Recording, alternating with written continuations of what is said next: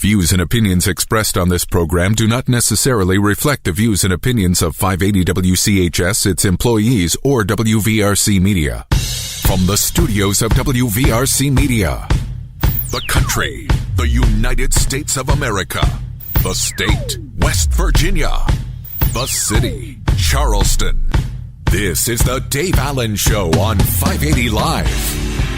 And your host. What we've got here is failure to communicate. He's kind of a big deal. I have come here to chew bubblegum and kick ass, and I'm all out of bubblegum. Dave Allen. Hey, folks, good Monday morning to you. Senior producer Ryan Nicholson is in charge of things this morning. Guarantee Bank Hotline 304-345-5858. Tony the Taylor text 304-935-5008. We're in the Jarrett Construction Studios, right on time, right on budget. Visit jarrett-construction.com. Phone calls to the show a service of Guarantee Bank, 1320 Kanawha Boulevard, East Charleston. Now open.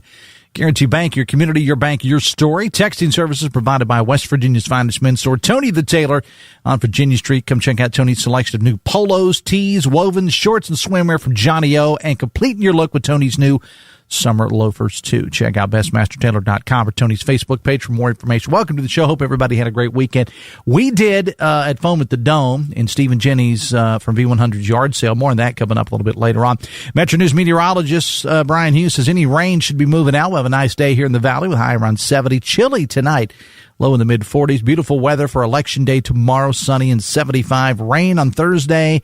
And should dry out though as we head toward the weekend. So you can follow Metro News meteorologist Brian Hughes and his team of forecasters on air and online. Download the Metro News television app. Coming up, it is Election Eve.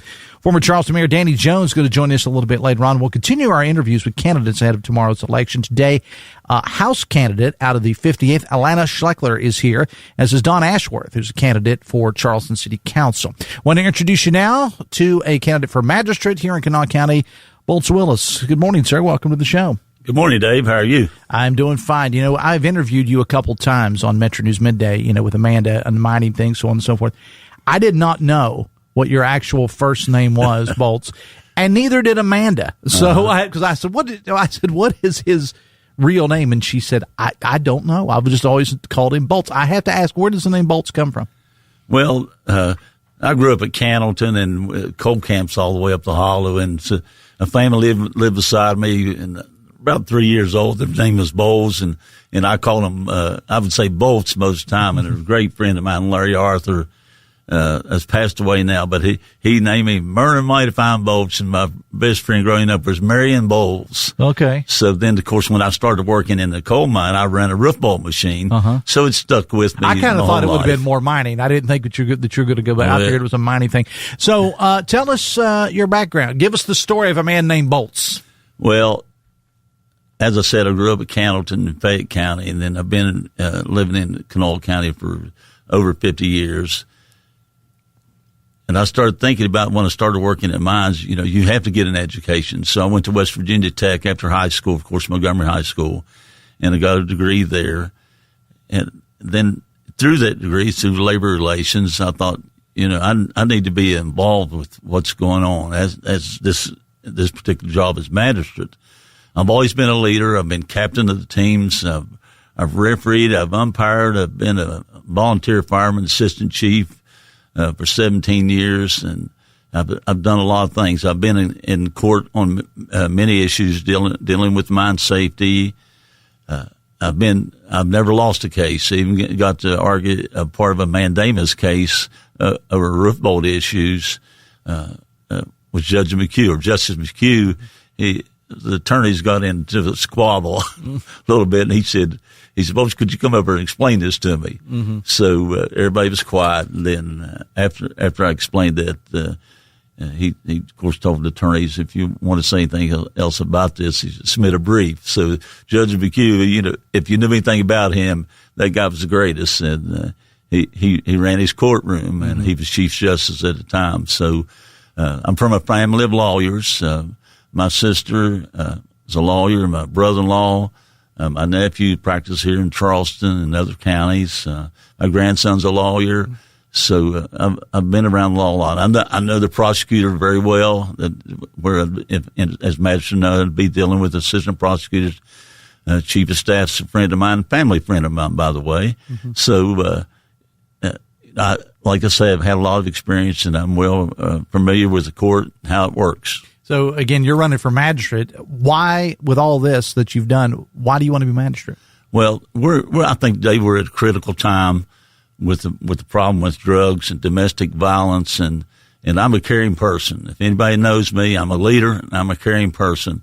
As a magistrate, I think you have to look at each case individually with no biases, and that's me.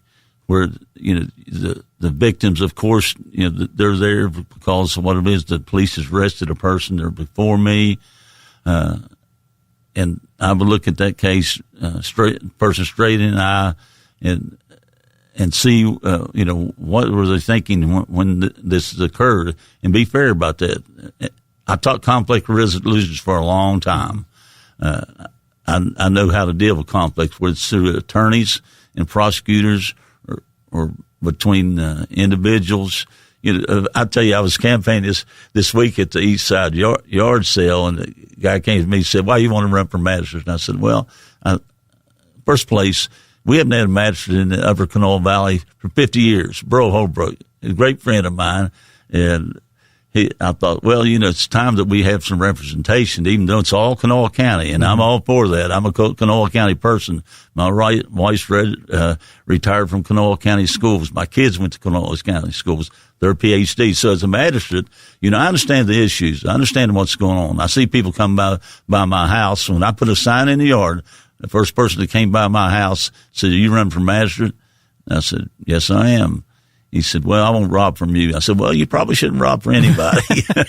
So that's the kind of issues I can deal with anybody. I taught school for 16 years at West Virginia Tech, labor law and labor relations. I taught secondary school for 10 years. And I know what's going on. I know the people that'll be before me, whether it be a landlord or somebody in a petty larceny crime. I know what to do, and I think I can handle that. Plus, I know working with people in the magistrate court, you have assistants, and I know one thing about it. I've looked closely at the magistrate court in Kanawha County, and the assistants are the best. I know that, mm-hmm. and they can do their job, and that's what I would need going in. We're talking to Bolts Willis again, who is a candidate for magistrate here in Kanawha County. The Dave Allen Show on 580 Live, brought to you part by Morgan & Morgan, America's largest injury law firm. You mentioned campaigning the other day. What are you hearing out on the campaign trail from people, other than "I'm not going to rob your house," other than that? Well, I tell you what's really been surprising. A lot of people said, "I've already voted for you. You're number one on the ballot." Mm-hmm. And if you look at it with independents, a lot of independents, they don't think they can vote this election. They can. They can ask for a ballot, or they can get a nonpartisan ballot on their own. Mm-hmm. I'm looking for independent voters, Republican voters, Democratic voters. I think I can win. I want to win, and it's been a pleasure running for office, to tell you the truth. You have a website or social media? Or no, sir, like I don't. Just you? Just me. All right. All right, so we do the final 30. Why should someone vote for Bolts Willis for magistrate? Well, I'm honest and I'm fair. I would be honest with anybody that comes to the court, but I'd be firm.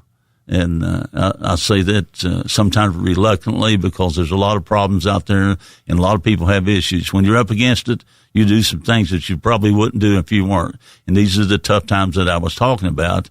And those are people that, they need help, and anything and everything I could do was get people help it's before me. All right. Wish you the luck. Wish you the best of luck. Of course, early voting's over. Tomorrow's the big day. So if you win, we'll have you back on from time to time. I frequently have magistrates on the air, so if you win, we'll have you back on. Thank you, sir. All right. Appreciate you being here. Hang out with me 1 second. It's 9:17. The Dave Allen Show on 580 Live, brought to you by the all-new Generations Ford of Hurricane. Visit generationsford.com. Take a break. Come back after this on the Voice of Charleston, WCHS. Brought to you by the Eric J. Tarr Family Businesses. Eric J. Tarr Family Businesses are small businesses with big impact, including Generations Physical Therapy and Snap Fitness. Running a business in the Kanawha Valley means dealing with a lot at once. Customers, employees, deadlines, and 100 little problems that pop up during the day. Technology shouldn't be one of them. At Next Level Technologies, we help Charleston area businesses keep their systems secure, backed up, and running smoothly so the workday stays on track. If you're spending too much time dealing with computer problems, it may be time for a better approach. Learn more at nextleveltech.com. Next Level Technologies, practical IT, strategic outcomes. I'm Tom Willis, running against Shelley Moore Capito for U.S. Senate. Sarah and I love raising our kids here in West Virginia. You're the best people in the world, and it has been my honor to serve West Virginia for 26 years in the West Virginia National Guard, including flood duties all over our great state, and now in the state Senate. Shelley has abandoned our West Virginia traditional Christian family values, is ranked as one of the top insider traders in the U.S. Senate, and instead of negotiating for West Virginia families, got her son appointed as DA. I'm Tom Willis, and I approve this message because it's time for a change, West Virginia. Paid for by Tom Willis Victory. Hi, I'm Alex Cook, and I'm a project manager with CEC. When people ask why I work at CEC, I tell them it's because we turn visions into reality right here in West Virginia. I point out the roads, parks, and bridges we've developed and the streams we've restored. Then I mention the team, engineers, surveyors, scientists, all working together in the supportive culture we share. At CEC, we engineer progress in the great state of West Virginia. Find out what CEC can do for you. Visit cecinc.com.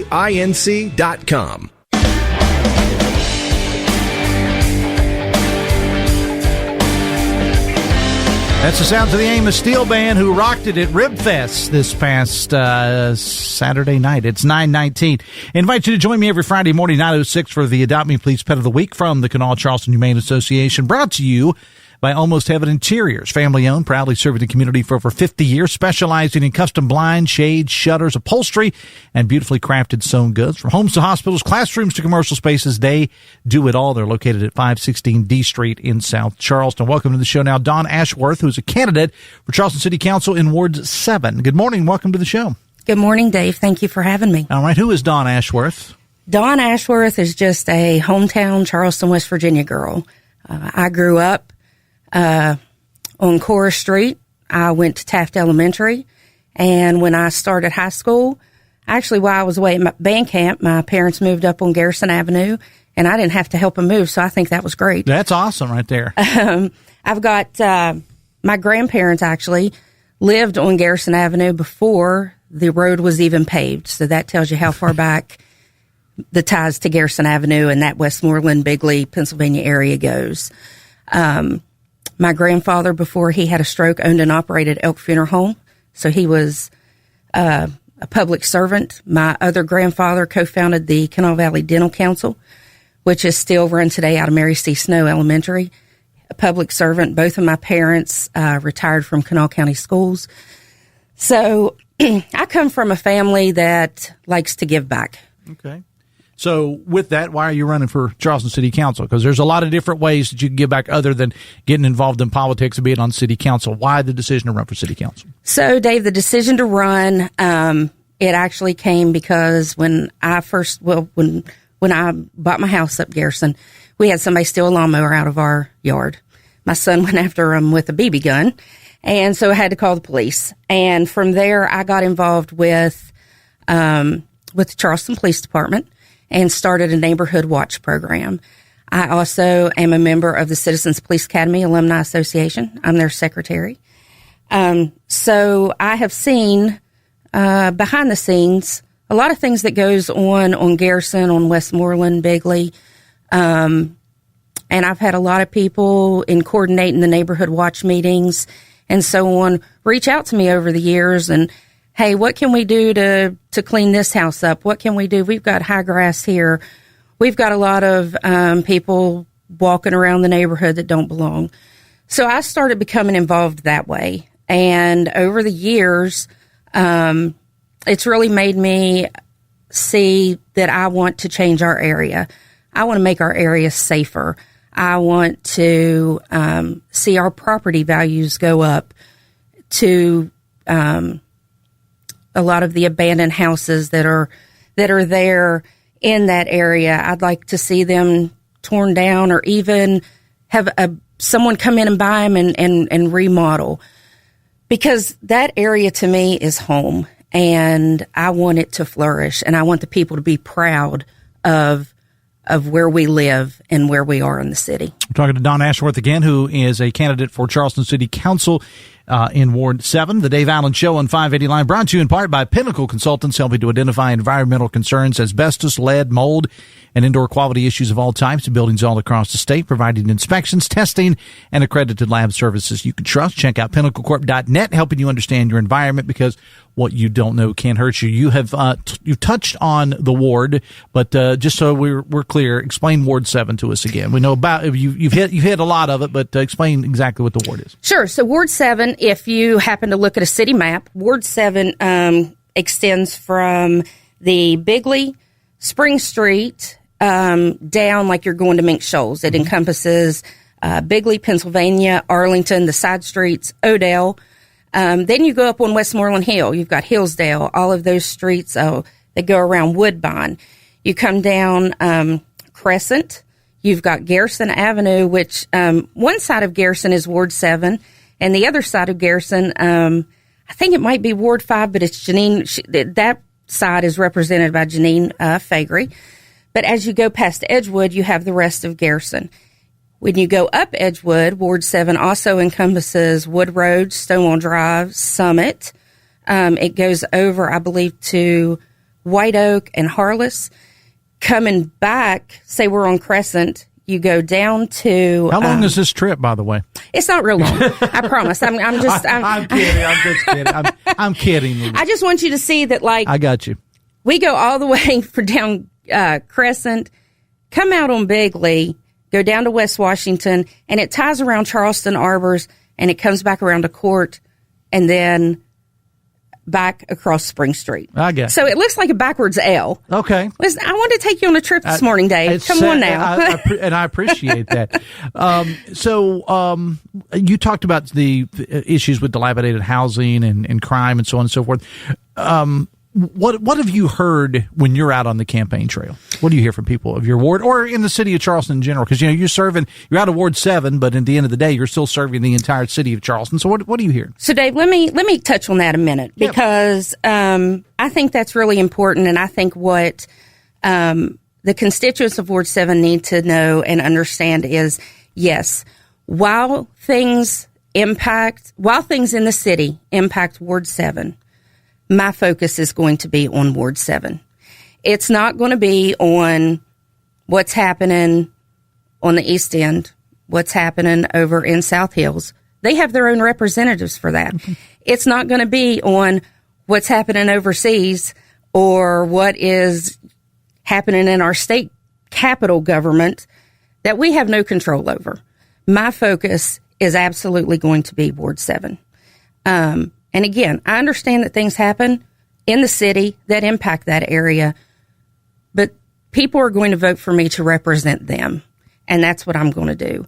So what I have heard as I've gone door to door, so I started at Charleston Arbors, and I understand Charleston Arbors is a private property, but I had a lot of people over there tell me they don't feel safe walking even in the parking lot because of the homeless that walk around and are in that area.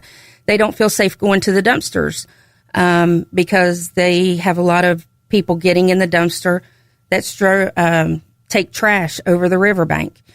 They haven't had a neighborhood watch meeting or anything over there, and they can't remember. And that's no fault of our police department.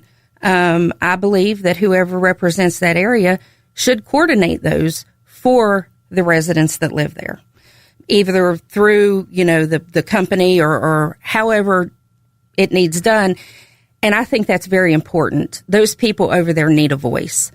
The folks, when I went up on Edgewood, it's a whole different ballgame because it's very quiet up there. It's a little bit more secluded, if you will.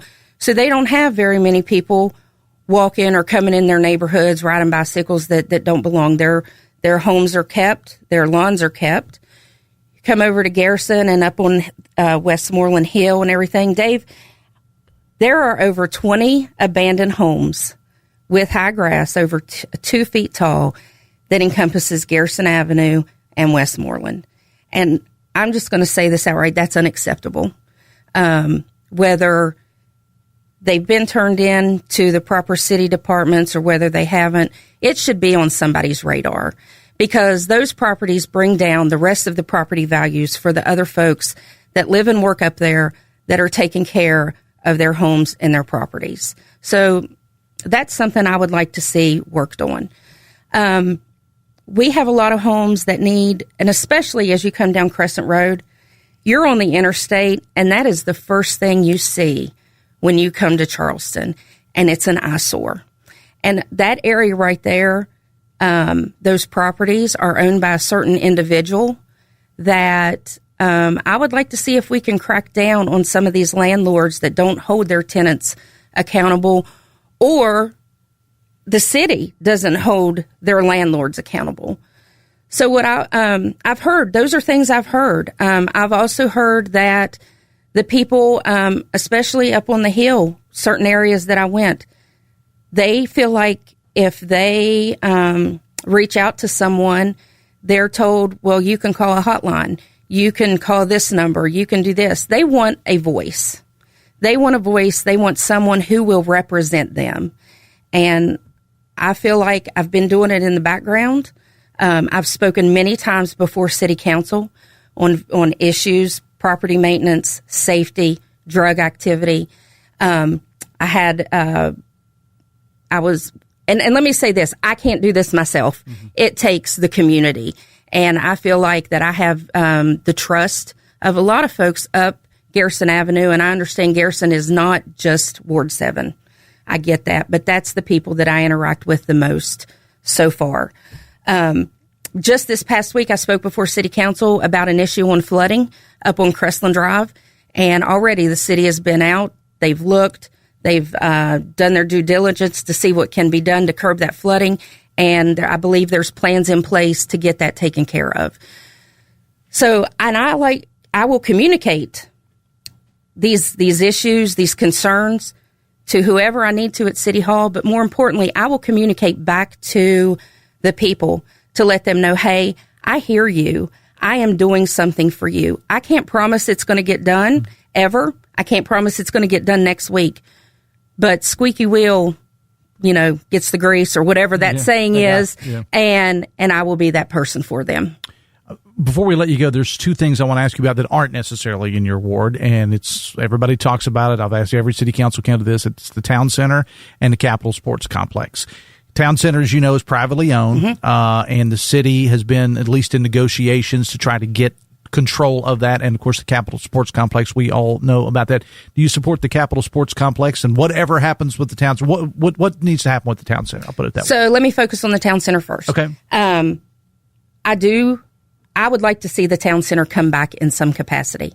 I do not think that it is a burden. Don't want to say a burden. Financially, I don't think that the city should be responsible for funding the regrowth or rebirth of the town center. But what I would like to see with the town center, I would like to see maybe the first floor shops, coffee shops, boutiques, place where people can gather. I think if we could get maybe a rooftop bar at where one of the anchor stores were. The second floor, I think, would be more of an entertainment venue, maybe somehow to tie it in with the sports complex. Yeah. The third floor, we have social media. Social media is almost everybody's life. I would like the third floor maybe to be residential areas, office spaces, even little boutiques that social media influencers can go to or people can go to coming out of town that need a workspace that can't really, afford a big conference room or whatever. Space. Yes, yeah. Okay. Yes. Right. That's what I would like to see for our town center. Plus, it would be a way to tie in Slack Plaza. You've got Brawley Walkway. Mm-hmm. But you have to have something that will entice the people. The other side, the sports complex, how does that come into play? I think if we can figure out a way to tie the sports complex into that, and then you've got the Civic Center, Coliseum and Convention Center. Mm-hmm. I think with the sports complex, though, I think we need to be able to make sure that it also not only brings people in, but also brings people from the community in. make it such that it's an area for teens, kids in the neighborhoods, that they have a place to go, because not everybody can afford to have a membership at the Y or a membership at Nautilus. So I think for our children, if we can figure out a way to tie that in, or to be able to bring them in, and get them involved, I think that would be a good thing as well. All right, do you have a website, social media? You mentioned social media. I have a social media. I'm on Facebook, Dann Ashworth, Charleston City Council Ward 7, and I have a website, www.donnashworth.com. All right, final 30. Why should someone vote for Dann Ashworth, City Council candidate, Ward 7? Dave, I feel like I'm a good communicator. I'm reliable. I'm trustworthy. I am not going to do anything that... I want our city to be safe. I want our ward to be safe. I'm not going to do anything to pull police resources away from things that are important. I am not going to make a lot of promises that I can't keep. What I will promise the residents is I will be there for them. I will listen to them, and I will take their concerns to City Hall, to the proper city departments, to make our ward a better place, safely, community, so that we can grow like other areas of Charleston have grown in the last few years. Dann Ashworth, appreciate you being here. Thank you so much, Dave. Thanks a lot. 26 minutes away from 10. We're back after this on the Voice of Charleston, WCHS. Are you a physical therapy assistant and looking for an opportunity in orthopedics, wellness, and athletic care? If so, Generations Physical Therapy is offering flexible work hours and an upbeat atmosphere. With 7 convenient locations, Generations may have a job designed for you. Visit generationspt.com. Charleston, there's a new bank in town, but it's built on something timeless: relationships. Guarantee Bank is now open on the Boulevard, bringing community banking back to the Kanawha Valley. We're local decision makers, real people, and a team that understands West Virginia business. Whether you're growing your company, buying a home, or planning for the future, we're here to help. Stop by our new Charleston branch at 1320 Kanawha Boulevard and experience banking the way it should be. Guarantee Bank, where community comes first. I'm Tom Willis, running against Shelley Moore Capito for U.S. Senate. Sarah and I love raising our kids here in West Virginia. You're the best people in the world, and it has been my honor to serve West Virginia for 26 years in the West Virginia National Guard, including flood duties all over our great state, and now in the state Senate. Shelley has abandoned our West Virginia traditional Christian family values, is ranked as one of the top insider traders in the U.S. Senate, and instead of negotiating for West Virginia families, got her son appointed as DA. I'm Tom Willis, and I approve this message because it's time for a change, West Virginia. Paid for by Tom Willis Victory. I'm Doug Leach, founder and CEO of Ascension Recovery Services. We've done a number of projects with Jarrett Construction. Finding people that really care about what they do and care about what we do is pretty unique. In Jarrett Construction, they care. They're really, really good people. Good people do the right thing, and they're very skilled. They have all the qualities that make up just a perfect construction partner, and they just built us a phenomenal building. Right on time, right on budget. Call on Jarrett Construction. The official house band of the Dave Allen Show. That is Amos Steele, 24 minutes away from 10. The Dave Allen Show on 580 Live, brought to you in part by Husson's Pizza. This month, get a large 18-inch pepperoni pizza and an order of cinnamon bites, only $20.99. Find your nearest Husson's for dine-in delivery or pick up at HussonsPizza.com. We'll talk to Danny Jones coming up a little bit later on. Welcome to the show now. Alania Schwechler, but very close. I got it right every other time. You're sitting in front of me. I'm sorry. You're a Democrat running for House in District 58. Good morning and welcome to the show. Good morning, Dave. I'm happy to be here. Give us your bio. Who are you? All right. Well, my name is Alania Schwechler. As we mentioned, I am a 31-year-old mom of 2 small boys. I have an 11-year-old and a 7-year-old. I'm also a small business owner here in St. Albans, actually. Mm-hmm. I just moved my alternative art studio right to the heart of St. Albans, so I'm very excited to start getting some community events and things like that out there. But I'm also not a native West Virginian. I am actually a transplant to the state. I came here roughly about 4 or 5 years ago and kind of just laid down some roots, started building a business, started raising my kids here. Very excited to see what we can do here together. You know what I mean? But I have a lot of experience in advocacy work. I've done a lot of yelling at people, a lot of yelling in that big house over there. You did say you had kids, so that comes with the territory. Comes natural. But yeah, I did a lot of, I don't want to call it lobbying work necessarily, but a lot of advocacy work in the Capitol over this last legislative session. I was brought in by a few of my friends with the ACLU, and They kind of just asked for my mouth. Okay. Right. So that's kind of what got me here. I'm interested in, you don't have to tell us the whole story about how you got here, but why, what was it that appealed to you about being in this area? And hopefully we don't get a little emotional, but I was brought here actually off of business. It was something, I had a friend who owned a business here and also in the beauty industry, and she asked me to come out and help her run with like the marketing side of things. Mm-hmm. And that actually did not pan out the way that we expected, which perfectly fine because I love where we ended up.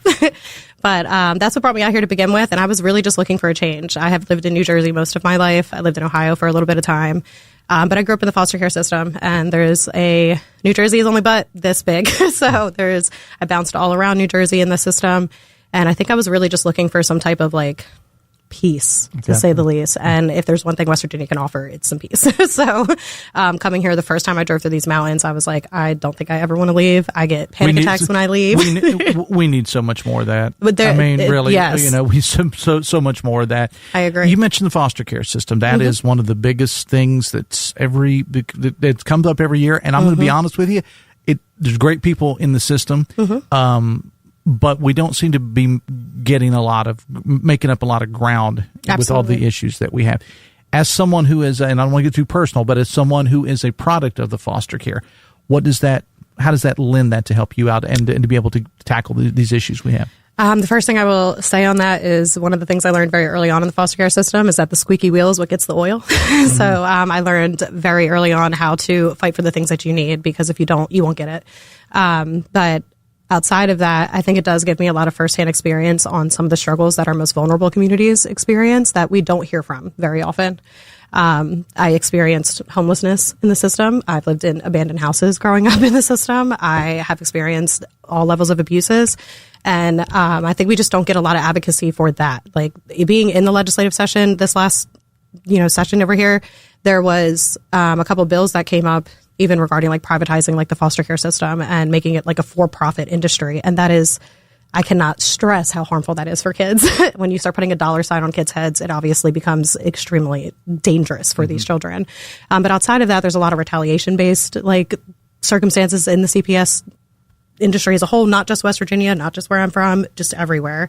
There's a lot of like school system failures where they're not reporting things. They are letting kids, get pulled out of the school system after like abuse allegations and things like that. And I am personally experienced in that. I've reported my abuse and got sent home right after. So like, there's just a lot of reform needed within our CPS system as a whole here and just nationally, to be quite honest. Now, you're running in the 48th. Explain the 48th to us. And what are the biggest needs of that district? So it's District 58, but that is... I'm sorry. It's okay, close enough. But that reading, not good. Go ahead. It happens, and I'm sure you've done this so many times. But so District 58, to kind of start off with what it is, where it's at, it is St. Albans, part of St. Albans, West Dunbar, Institute, Jefferson, and East Nitro. And I started my canvassing out in our more vulnerable parts of the district that don't typically get heard. So I did go straight to the bottom in Dunbar, right, in Institute and West Dunbar. And I wanted to hear what they had to say, because 9 times out of 10, they're not turning out to vote. They're not turning out to be heard because they don't feel like they're heard. So they just don't even waste their time. They don't waste their breath. And a lot of the things that I've heard are affordability problems, economic development, not having jobs, not having childcare, not having, grocery stores moving out of the district. But a lot of it seems to be centered around the biggest complaint that I hear is not being listened to. That seems to genuinely, whether it's in public education, whether it's in affordability, economic development, or even just in writing laws, people just are feeling like they are not represented and not listened to. And that is absolutely something I want to change. I've ran my whole platform off of being accessible, being transparent. If I do something wrong, I ask people to hold me accountable for it. I want you to have conversations with me, and I want you to criticize me. Like that has been my new age politics kind of mindset that I'm trying to bring with me. So as you've been out, you mentioned this a little bit. We'll kind of expand upon this. What are you hearing from people? I hear a lot of, honestly, when I first stepped foot, especially specifically in Dunbar, the main thing that I started hearing was, we haven't seen somebody here in 10 years. We haven't, seen a candidate here in X amount of time, blah, blah, blah. Not blah, blah, blah, but yeah, I got you. Lots of disdain with our current representation. They feel as though the current representation, the current incumbent that's in office, only recognizes St. Albans as a whole, and they don't seem to be paying attention to the things that are afflicting the lower communities, the more impoverished communities.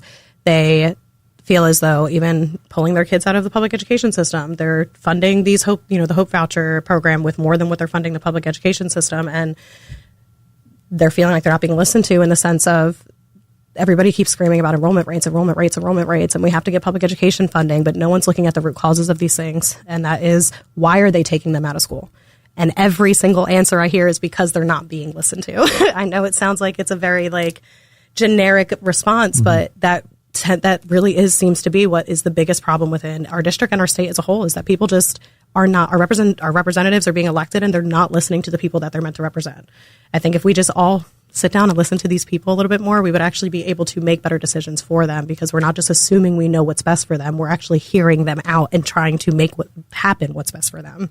How's the campaign been? I mean, you're getting your name out there because you said you're not from here, but you've certainly, I love stories when people say they chose to be here. Yes. I like that. So how's the campaign been for you? Honestly, it's been a ride. It's been something I had never expected. I would not have ever expected to see myself in this seat. I'm in the beauty industry, so I would not have expected to ever be in politics, but it feels natural. It feels very like a natural evolution to the advocacy, but it's been honestly very much a growth journey than anything else. I'm obviously a little bit younger than most people that are running for these seats, but it's been very formative, I will say. I've met a lot of people. I've networked with a lot of people. I've had a lot of very, very good conversations and emotional conversations with people where people are being vulnerable with me and really letting me hear what they have to say. And I don't know, it's just been really great. I win or lose tomorrow. I am very excited about the work that we've done, and I'm excited to do more. We've done a lot of advocacy with some local groups and raising donations, and we've done some fundraisers for some the Solidarity Fund out of Charleston and different things like that. So I'm very excited to see what else we do with or without a win, to be completely honest. Final 30. Why should someone vote for you for the House in District 58? Because I'm a fighter, more or less, because I'm a fighter. As I mentioned, the squeaky wheel is what gets the oil, and I have learned, experienced, done it where I have had to be that voice for people who haven't had one. I have gone up there and I've advocated for our immigrant community. I've gone up there and I've, call those people out and have conversations. I print out literature. I've had the hard talks with people, and I don't back down. Quite frankly, I'm not a bought and sold person. I'm not a one-issue candidate. I fight for all of the different things that are affecting us, and I think I'd be a great voice for our people. All right, Alania Schwechler. Yes, you got it right. Got it right yes, that time. Yes. All right, you're a Democrat running for House in the 58th District. I appreciate you being here. Best of luck for you Absolutely. tomorrow. Thank you, Dave. 9:45. Danny Jones coming up next on the Voice of Charleston, WCHS. Brought to you by the Eric J. Tarr Family Businesses. Eric J. Tarr Family Businesses bring first-class businesses to your community. The rule of law protects our communities. Integrity protects our values. Conservative Justice Gerald Titus spent his career fighting for both. As a prosecutor, Titus took on criminals and traffickers. Now, as a justice, he applies the law as written, fairly and independently. Endorsed by law enforcement, he stands with those who protect and serve. Because when courts uphold the law, criminals are held accountable and communities are safer. For Justice Titus, it's personal. I'm Justice Gerald Titus. I spent my career upholding the rule of law. I was born here, raised here, and now my wife and I are raising our family in West Virginia. We need judges who are fair and apply the law as written and protect the rights of all our citizens. Vote to keep conservative Justice Gerald Titus on the West Virginia Supreme Court. Vote early or on May 12th. Paid for by Titus for Supreme Court. Poca Valley has proudly served the citizens of Roane, Kanawha, Putnam, and surrounding counties for over a century. As your trusted community bank, we're committed to building relationships and meeting your financial needs. And with the Poca Valley Visa card, you can enjoy competitive interest rates, no annual fees, and a rewarding points program, all from a bank you know and trust. Visit your local Poca Valley office to apply or call us. Poca Valley, where relationships matter. Member FDIC. If you've been injured, you deserve a lawyer who knows West Virginia, not just one who advertises here. Tom and Harvey Payton were born and raised right here. For decades, they fought for injury victims across the state, and they know how to win. At the Peyton Law Firm, you get strong representation and attorneys who care. Call 755-5556 or visit PeytonLawFirm.com. The attorneys referenced in this ad are lifelong residents and are licensed to practice law in the state of West Virginia.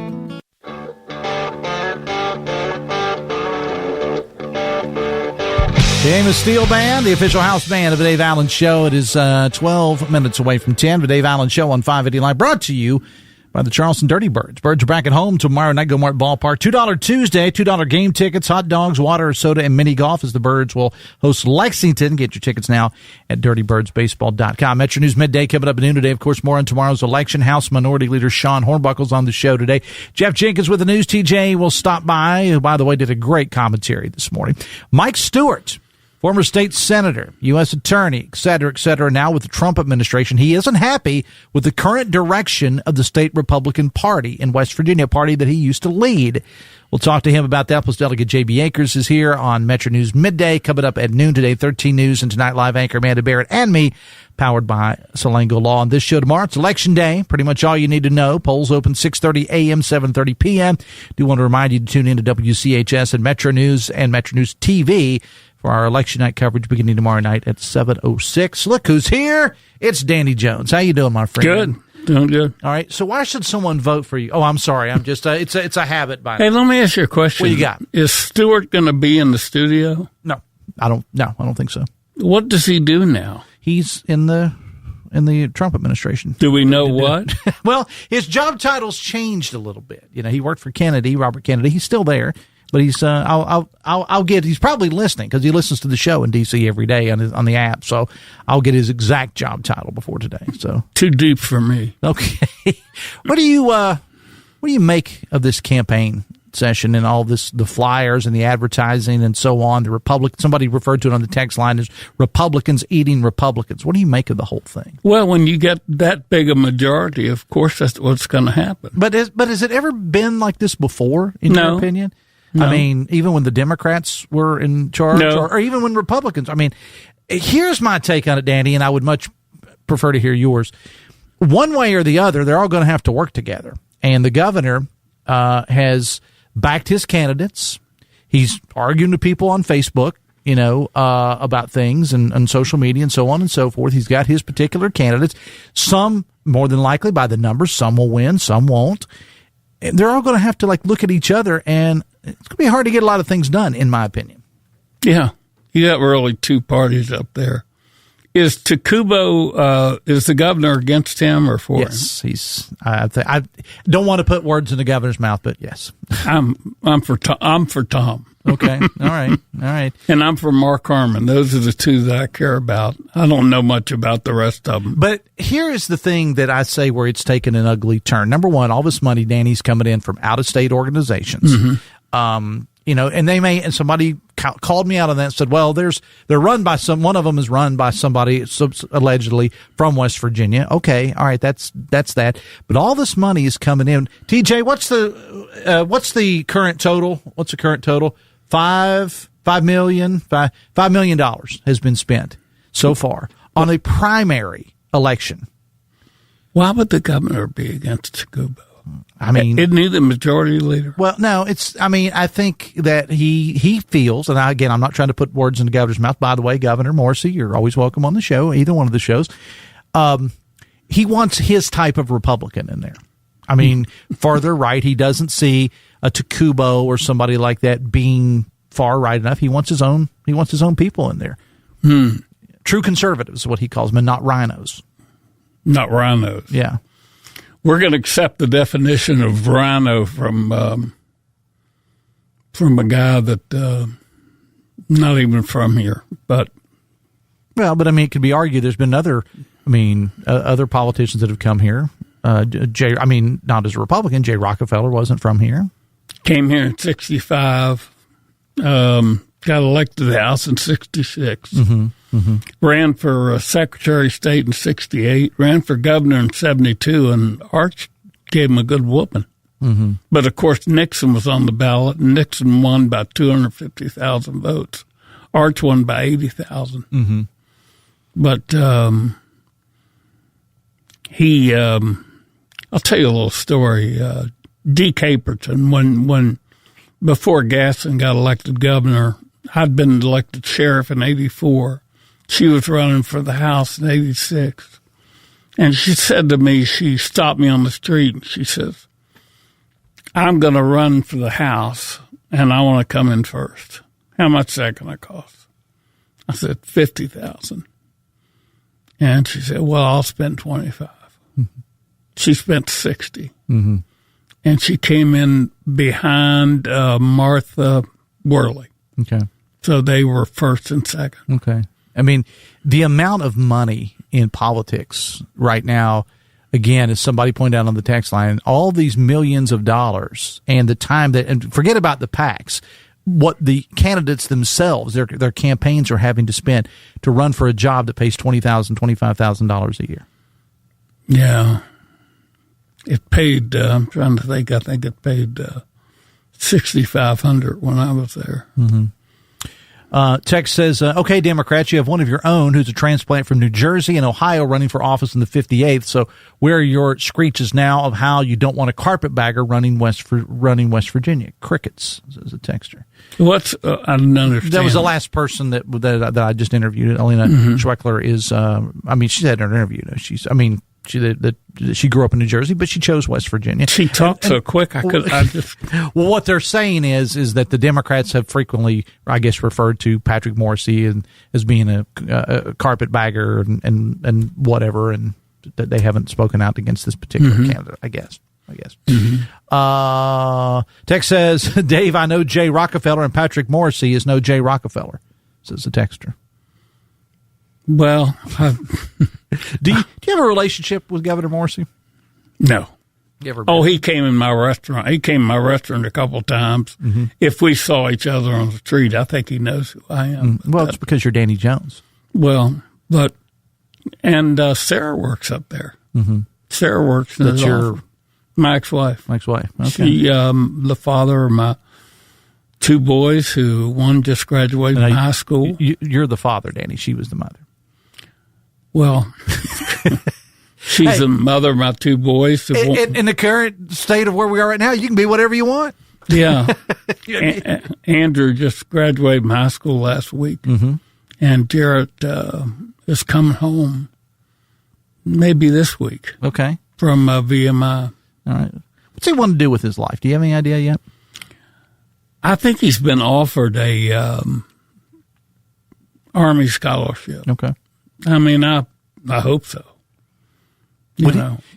Would he consider a career in the military? I mean, long term. You got to step in the water before you find out if you like it. Okay. All right. I look back on it with me, and I'll tell you what, it was too boring for me. The military was too boring? Yeah. And you were in Vietnam. That's not that. Okay. Not Nam now. I'm going to say you've lived a wild life. I know that. When I came back and I was at El Toro, I liked El Toro. Okay, I got you. But I drove a school bus. Yeah, that's what you told me. And I didn't drive kids. I drove Marines, but that's what I did. And I learned. I was a professional skater. I knew how to skate.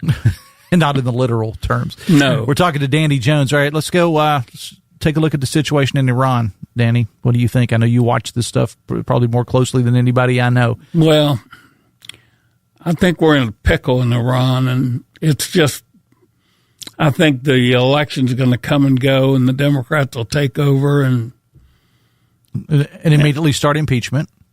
Yeah, and I wish we'd be patient.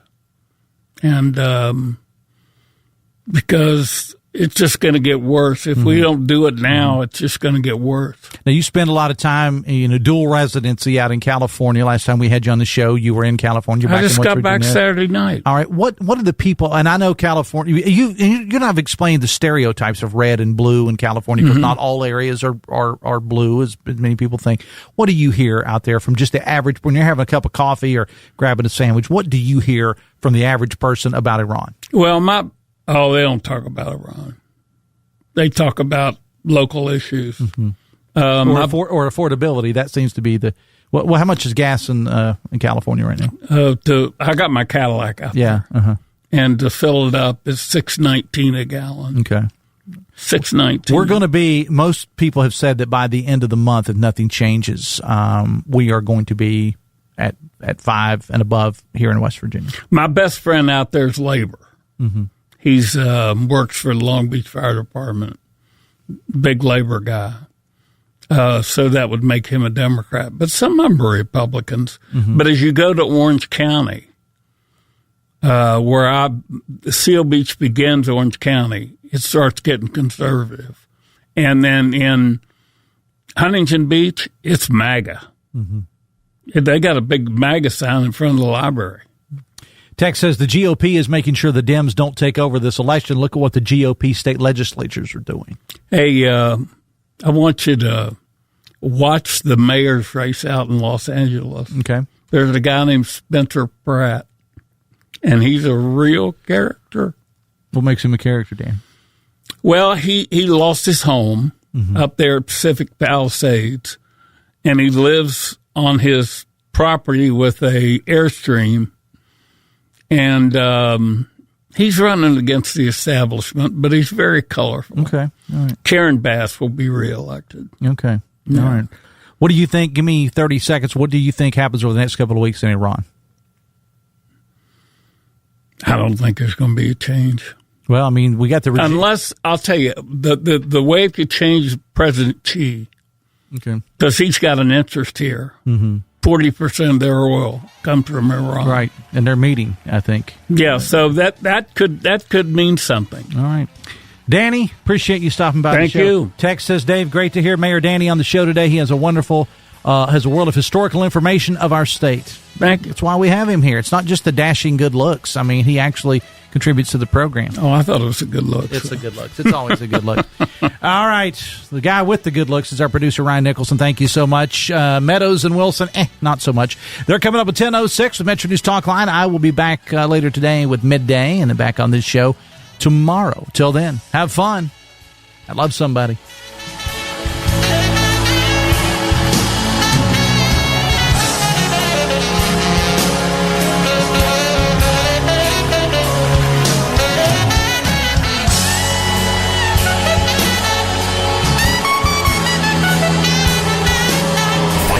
WCHS AM 96.5 FM Charleston and 104.5 Cross Lanes, a WVRC media station. We're proud to live here too.